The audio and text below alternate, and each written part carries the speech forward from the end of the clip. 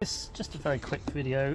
These are mealworms and superworms. It's in the new lot to come up for being fed to the spiders. It's as you know, I feed wild spiders with things that you would feed to your pet spider, i.e. mealworms and things.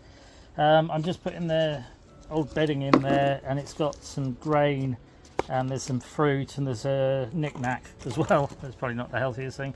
But there we go. There's a bit of food for them as well, a bit of moisture in the tomatoes, and some more bedding.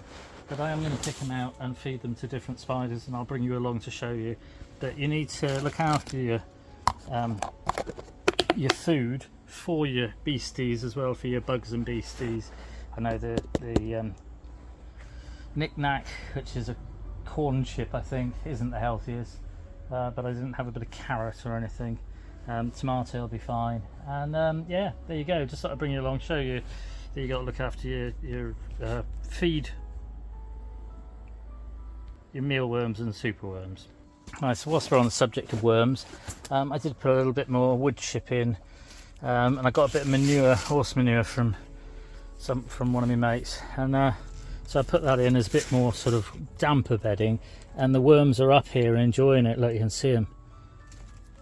Loads of them quite close to the surface. But what I'm actually going to do here is I'm going to do a quick feed as well. Now they've got food in here. They had some pears the other day. They've got some other bits and pieces. There's bits of wood chip in here. They're quite big.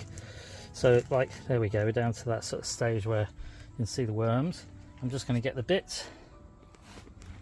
So I got some veg and some eggshells. With the eggshells I'm going to crush up because they don't, well, they do break down eventually, but it's good to crush them up, then they're halfway on their way to being broken down. Now at home I've got a big fish tank, and I get, at the minute I'm getting quite a bit of algae, so I'm just gonna show you. I've got some algae here. It's got a lump, oh, there's a bit of silver foil in there, we'll get that out. It's a bit of the frozen food tabs. Anyway, there we are. So we've got some algae as well. Worms will like that. There's an old lime, and there's a bit of onion peel, and there's some, I ate this, but there was that, which is the sweet potato skin. And there's also a dead fish, which is very unfortunate. I've had this fish for ages, but it's unfortunate that it died, and it was a red, what was it? It's a rainbow shark. So I'm going to put that in, and we'll see how long it takes to break down. We'll see if I can empty the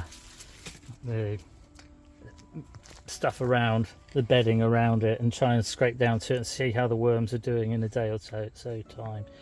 There's other worms in here as well, but there's quite a few of them. There we go. So red wrigglers and other worms as well. I got some out of one of the bathtubs earlier. Anyway, so there we go. My worm bin is doing well. There's loads of worms. I only set it up a week or so ago, 2 weeks ago perhaps. Got a load of banana leaves. There's other things in here, isopods and the such like, which are wood lice and hill millipedes. I have got a big piece of cardboard that's over the top. That's this bit here, and it just keeps it nice and dark for them. There we go.